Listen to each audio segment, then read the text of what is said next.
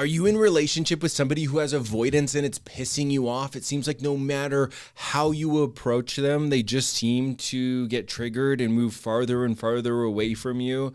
And you're feeling like you're doing all the work in the relationship and it's exhausting, it's infuriating. And then there's that whole piece of feeling bad about how frustrated you are. And so part of you just maybe gives up, collapses.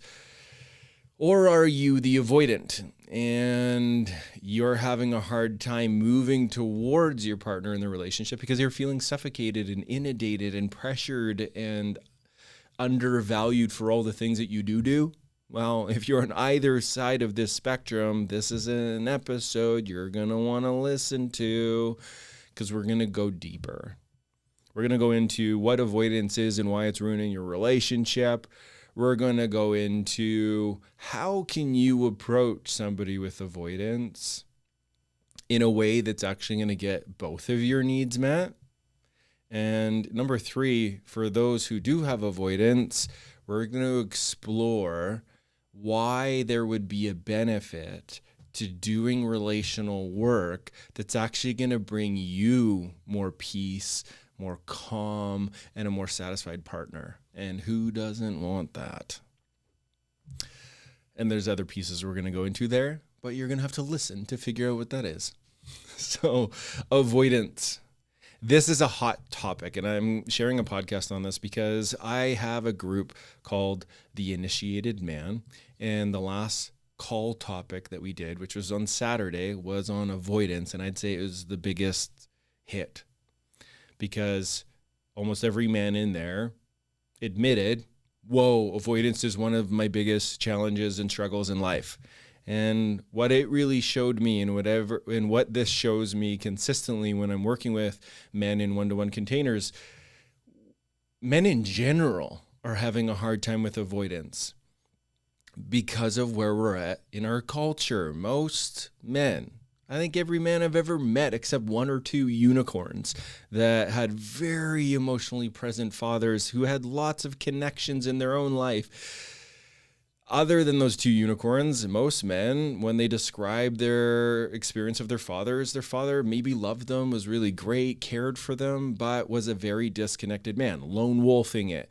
And so the modeling of lone wolfing it just transferred down to the man who's lone wolfing it. And what's interesting for me, just using this as an example of the initiated man group that I have, the thing that got them out of avoidance to move in and engage with each other more and have bigger insights and breakthroughs was actually just going deeper into the understanding of avoidance and bringing compassion and empathy towards it. So we're going to do that today together because I think we all know what happens with people who have avoidance is if we point right at it, it actually makes it bigger. Because most people who have avoidance are somewhat aware that there is an avoidance and they feel a lot of shame about it. So we're going to approach it differently today. Welcome to The Sacred We. This is the #1 podcast on sacred relating, which is using the medium of the relationship for your own awakening. And you get to do it next to another person that you decide to do the Sacred We work with. And how satisfying is it to be in life with another person where you're both growing and evolving, being beside someone that deeply understands who you are. How freeing that is, where you just get to be yourself and offer those ingredients back to them. That's the Sacred We. That's what we're here for. This is for conscious couples who are done with mediocre ways of relating. They really want the full, juicy experience of being connected intimately in life with another person and chasing your fucking dreams. Who doesn't want to chase their dreams? This is the Sacred We. Thank you for being here. And if you like this, if you've gotten value, you've been here before, like, subscribe, hit the bell, do all the things. Give it a 5-star rating. It helps it spread to more couples who also want a thriving relationship, who want to get the most out of life. So share it. If you got it, share it. Share the goods with other people, please. I'd be forever grateful. Okay, today, avoidance. What is it? Avoidance. First of all, avoidance is just a part of the human experience. I think everyone knows avoidance in some level, or else we would all just be living perfect divine lives, easily accomplishing all of our dreams and doing all the things. But we all have to build a relationship with avoidance, because it's just, if you're in a body, you have a nervous system that is going to want to avoid pain. Ultimately, avoidance is the fear of feeling pain. Could be the pain of an uncomfortable conversation. It could be the pain of just the discomfort, embarrassment, shame, doing something for the first time, being shy and seen in that, judgment, the pain of criticisms, the pain, the physical pain. Let's say you're going to go do something where you could get hurt physically. It makes me think of the first time I went cliff jumping. My avoidance of jumping off the damn cliff, I was like, what if I don't do it right and I break my leg, or worse, die? So avoidance is a healthy part of the experience that gives us a consideration of what could happen. Now, where avoidance is a problem is if we're hanging out in it and we are preventing ourselves from doing things that we know have to happen for us to get the result of the outcome that we really want to have. So if we want a deep, thriving relationship, well, if we're living in avoidance of having hard conversations, if we're living in avoidance of saying the thing that we need because we're concerned we might be rejected or put down or seen as crazy or weird for wanting that thing, well, that's a problem, because then we're not developing intimacy.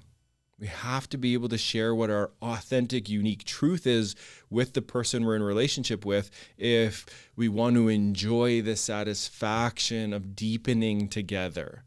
I think most of us, I'll speak for myself, I don't have a lot of joy and satisfaction with surface level conversations.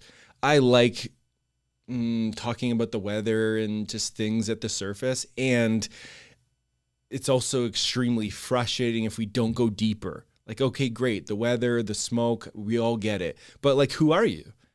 What lights you up? What challenges have you had in your life? Like, tell me your story. If we don't go deeper, we don't get to feel the full experience of being here on the planet with other people. And I want you to experience the satisfaction of what's on the other side of avoidance. This is something I asked, the men in my community is, think of a moment where you've been in avoidance and you do the thing and you move through it. And then you're on the other side of it and you're so surprised of how incredible it is on the other side of it. And all those stories your mind gave you of what's going to happen, what could happen. None of it happened. And it's actually 10 times better. And you feel empowered and excited. And then now you're looking at, oh my God, why did I avoid that conversation for so many years? Why did I avoid, leaving the 9-to-5 job and becoming an entrepreneur? It's incredible. It's awesome. And my personal experience and the experience that I've been in the presence of witnessing in my clients is that's more of the norm of what's on the other side of avoidance. Often our brain is just making up stories to keep us safe on the threats it's perceiving that often aren't even real. I forget the direct quote, but there's this analogy or this quote of fear is often 1 inch deep. It's this ocean in front of you that's only 1 inch deep. And if you just go to jump in, you're like, oh, it's only 1 inch deep. It looks like this big ocean that's going to suck me up and the riptide's going to tear me to the bottom and kill me. And then you jump out there and you're like, oh, it's only 1 inch deep. And I think like my invitation for you there is think of the places where that's been true for you. Your fear is an illusion. It's not based in reality. It's based on something that maybe happened when you were a kid. Maybe when you stood up in class and you shared something vulnerable and true from your heart and someone shamed you and it sucked. But maybe that pattern of protection, of avoiding speaking your truth has been there for decades, but the same people aren't there. They're not around you. You're not in that class anymore, but maybe your nervous system's just keeping you stuck. What if your brain was wrong? What if those stories and narratives that were valuable and useful aren't up to date? Avoidance. It's just a survival strategy. It's the discomfort of being a human being with a nervous system that is designed to protect. That's what it is. And so what do we do about it? Why does it damage relationships? Well, we described a few of them already, but it makes me think of the example I often use. I love to learn from my mistakes. And so when I think of my past relationship, lots of mistakes in there because it ended in divorce. It wasn't a mistake. It was a learning experience for me. But when I look back at it, the reason my avoidance was messing up my relationship is I wasn't deepening in a relationship or understanding of myself or the patterns that I carried that were from my upbringing and from being adopted. I wasn't aware because I was avoiding. One of the biggest avoidance pieces is I was avoiding taking responsibility for my impact of my words, of my power, of my privilege. I didn't know what that even meant. I was so good at defending myself that the relationship stayed surface. It stayed surface level. There was a power dynamic. I started to control the situation because whoever is in the most amount of avoidance in a relationship is the one who is ruling the relationship. The reason for this is often the person on the other side is trying to figure out, what could I do? How could I move myself around getting this person to want to love me? Somebody who's moving farther and farther and farther away often triggers insecurity, anxiousness. And then the anxiousness turns into, I'll do whatever I have to get this person to want to go 2 feet in, to love me in the way where I can really feel it. What's tricky about this, most people, and this is like when I look back at that previous marriage, I actually had no awareness or terminology around avoidance. I was just really uncomfortable. I didn't like being triggered into insecurities. I didn't like being seen in places I couldn't show up. And so I would just live a very individual life. I lived inside of my head most of those years. I was, in that relationship for 7 years, and I lived in my head most of the time because I was afraid of my feelings. So I was avoiding my feelings, and I didn't even know it because I was so stuck in my head. Just reading books and listening to podcasts and taking in all this information, but it wasn't leading to a more thriving relationship because I was avoiding the sensations in my body. I was numb. I was insecure. I didn't even know it. I had no idea. Why? Because I wasn't getting support. I didn't have mirrors and reflections other than my partner. And with being a big, strong, powerful guy, my shadow of control is I would bulldoze her. And she would end up in conversations thinking, she would just agree that I'm right. She couldn't really break me down into, Mike, you're not right. You're not right all the time.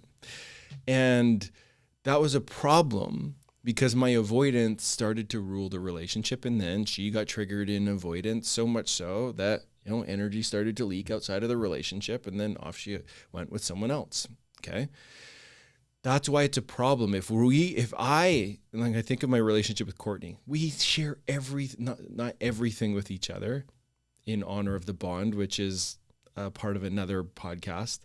We've talked about it in previous episodes, but I want to stay focused here. With avoidance, we share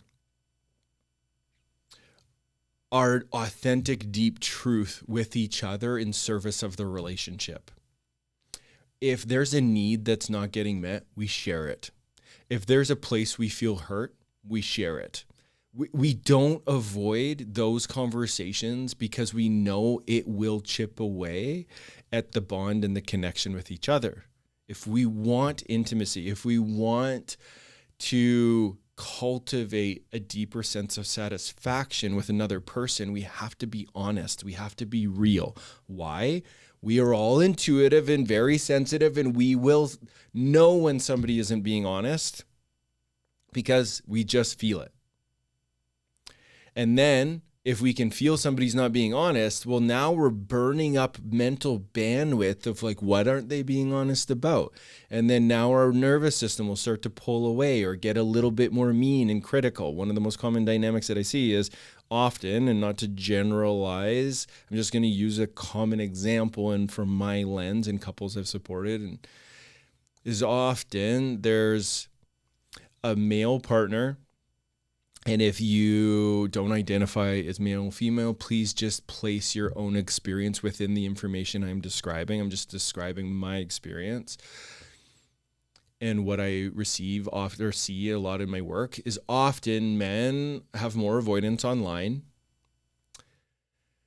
Often they're not fully aware of what that means or what that looks like, and they're lone wolfing it, and they move into isolation a lot because that feels good, and then that triggers an anxiousness in the partner and moves towards, and like, I want this, and why aren't you doing that? And then things start to get a little gnarly when the woman starts criticizing and potentially shaming the man for how avoidant he is, or just criticizing where he's not showing up, and then it's making him more avoidant. And then there's this dance of she doesn't want to be doing that, he doesn't want to be doing that, but then there's just this, she's getting meaner, he's getting farther away, and then maybe she starts to shut down and go farther away. Now he comes back because there's space, and then now he's moving towards, but now it's too late, and there's so many dynamics, but that's an example that I see often. What we need to do here is have compassion for the situation of avoidance and learn what's actually needed here for the needs to get met on both sides in this dynamic. First things first. When I look back at the version of myself in that previous marriage, I have so much compassion for me, because I grew up in a household where there was a lot of avoidance. No one's going to look at what's happening behind the curtains. No one's going to talk about their feelings. Everyone's going to live in their own lane. Everyone's sad, or my perception is there's a lot of sadness of how far apart we are, but at least we're just going to keep the peace as much as we can. And then when we cross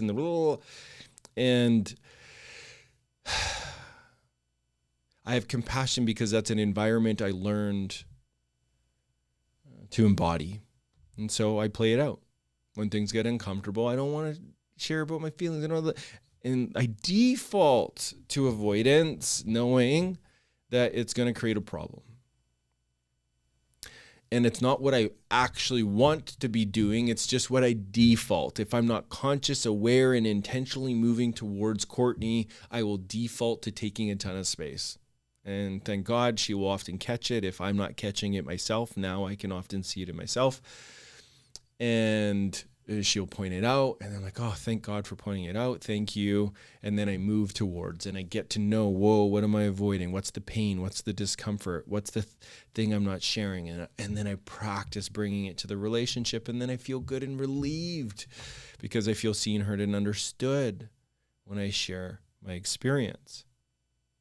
So I have compassion where I had it, and I have compassion for all of you where there's avoidance, because it's a scary experience, or else we wouldn't be avoiding the thing we're avoiding.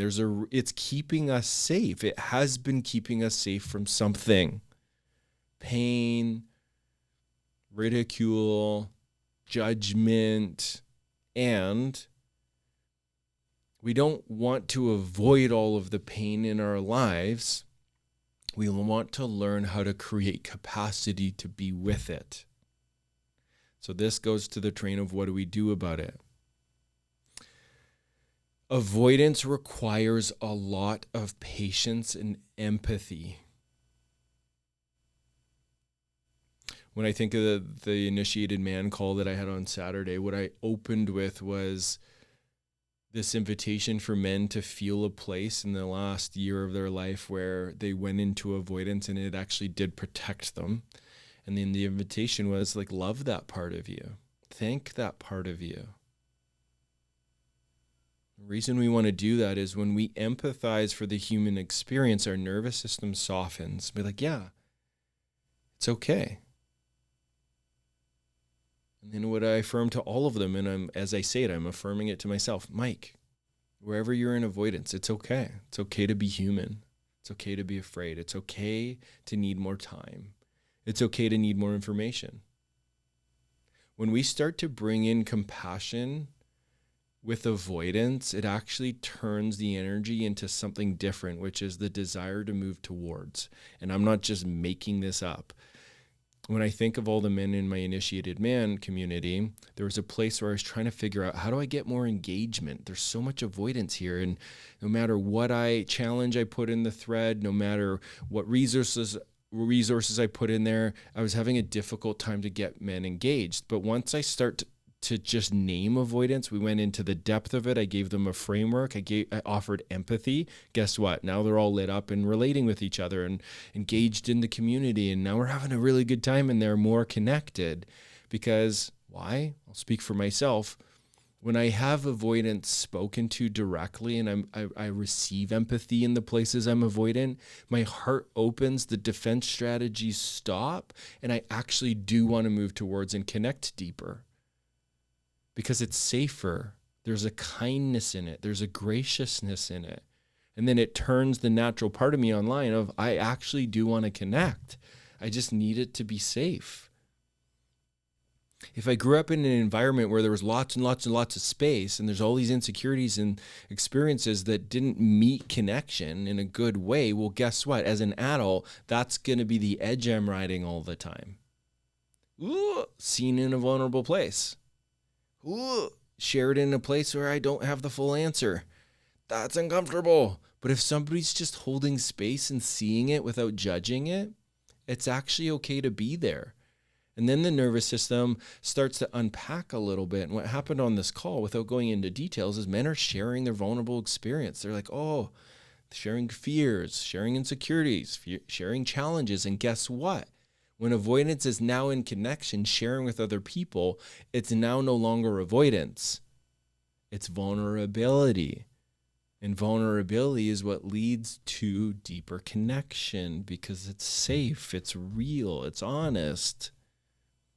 And so if you're in a relationship with a partner who has a lot of avoidance, and I'm not saying you haven't already been doing this, but my invitation for you is, can you bring online even more compassion and empathy for the pain and turmoil they are experiencing that they may not even be aware of? Because maybe they're in their head like I was. Maybe they're numb in their nervous system. If you can start to offer over more compassion and care, see it without judging it, invitations, mirrors and reflections that aren't critical, they're just, hey, I'm noticing you feel far away. That's one of the best things Courtney ever did for me in the beginning of our relationship, is when she'd see me in avoidance, instead of, you don't care about me, or what's wrong with you? What's the matter? What's going on? Do you not love me? Instead it was, hey, you're feeling really far away and my heart feels sad. Curious. Are you needing space to resource? When you're done that, what would feel so good is cuddling. Are you open to cuddling with me on the couch? I'd love if you just held me. I felt so invigorated when she would communicate to me in that way, because it was mirroring back to me where I was at in my expression, in my embodiment, that I wasn't really choosing. I was just in avoidance. And then, oh, I am far away. Oh, I'm sorry. And then it just, because there isn't criticism in it, it didn't trigger the internalized shame about it. And then it just brought online, oh my God, I want to be close to you too. Thanks for inviting it. Thanks for speaking so clearly in what you're needing so I don't have to guess and figure it out. And that's what I want you to remember. If your partner's avoidant, the more clear and specific you can be in your requests and your asks, like, hey, I would love if you came and sat with me on the couch and just held me. And say this and share the words, I love being in life with you. Like, if that's a need you have, if you just directly ask an avoidant to just give you that, they're going to be so relieved, because they don't have to figure it out. They can just start to feel their own experience and feel the satisfaction of giving you something that meets your need, which makes relating safer. And then for them to then be curious of, well, what do I need and how can I ask for it? Now you're actually modeling and training them to do the thing by you leading first, showing that it's not so scary. When empathy shows up for an avoidant, it's exciting. It can feel vulnerable and edgy, but it's exciting because it starts to create an experience that's new for them, especially when we look at social media. I don't know about your feed, but I'm a relationship guy, and I see a lot of reels. I see a lot of posts where there's a harshness towards people with avoidance. Well, guess what's really tricky? If I go on and I post a bunch of shaming comments or aggressive comments about how avoidance are a problem, where they're destroying the relationship, I do sometimes name, hey, the avoidant is ruling the relationship, but I'm usually generally intentional and kind about it. If there's a lot of harsh comments towards avoidance, that's avoidance' deepest fear, is being seen in some sort of way where they're not providing value that leads to them feeling disrespected or not trusted in what it is they are offering, because they're trying so hard to offer over the best things and they kind of know they're not doing it that great because it's not something that they got when they were growing up. That's avoidance. They weren't getting their needs met. They weren't being attuned to enough of the time.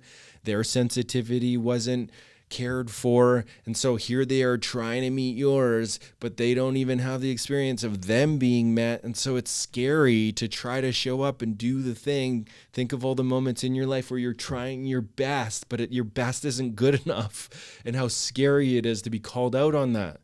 That's avoidance. That's what they're dealing with.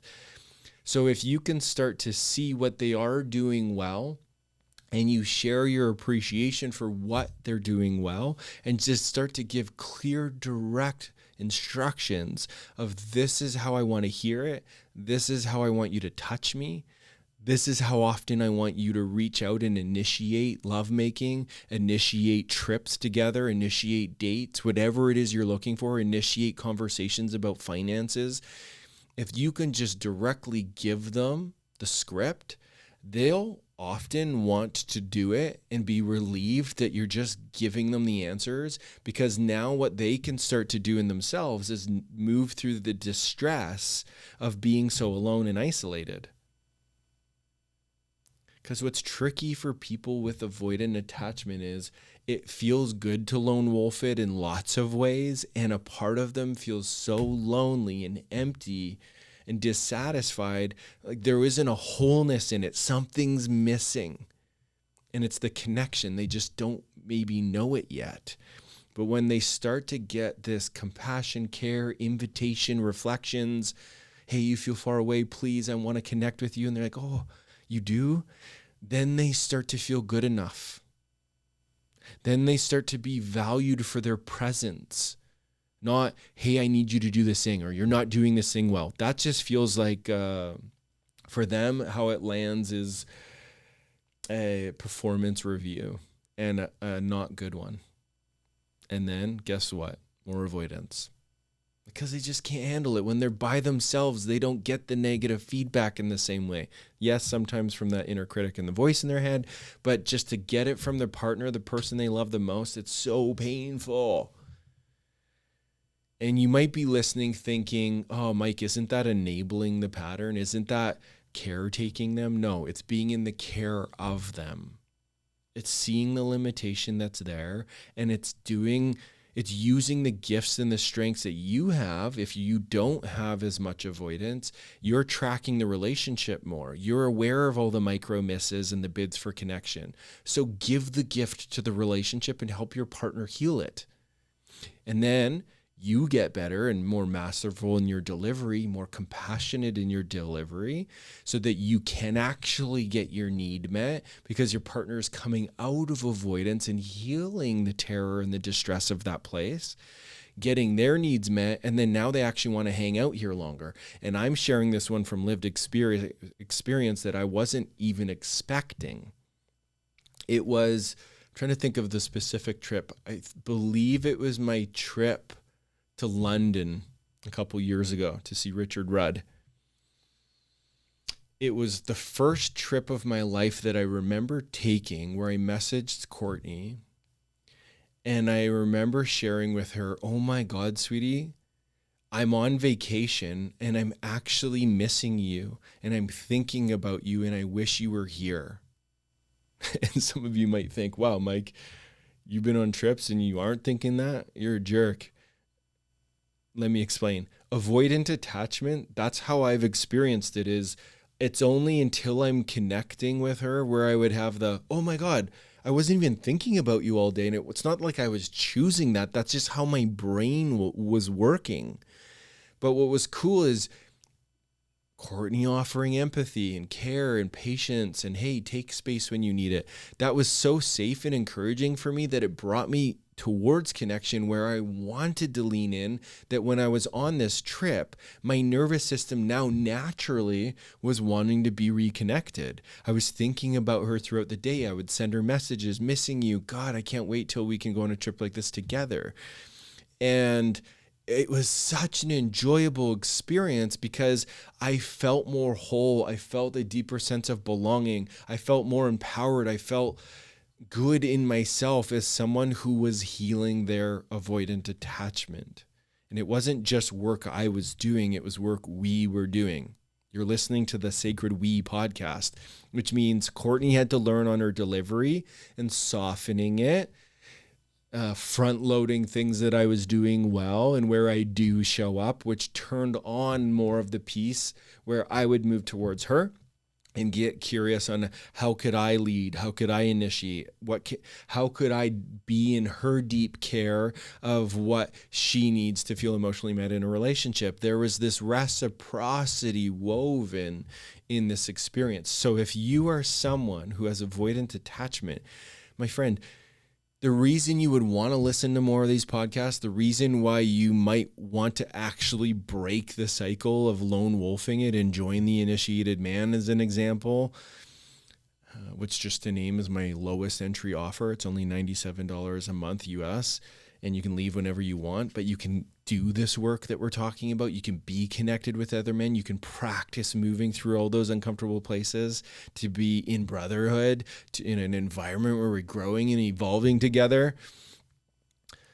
The reason you would want to do something like that is you are going to have a happier, more satisfied partner because you're taking responsibility for your attachment. If you move towards connection and join something, and it doesn't have, no, this isn't just to press you into join the initiated man if you're a man. I am biased and I think you should. It's a really valuable environment. But even if it's another men's group, just join something, because what you're now doing is you're taking radical self-responsibility for your situation, for your attachment, and you're breaking the loop by attaching. The counter to avoidance is attachment, because what it is avoidant attachment. It's the default to isolate and be alone. So the only way to heal it is regularly connect, even though it's uncomfortable. Practice sharing vulnerably.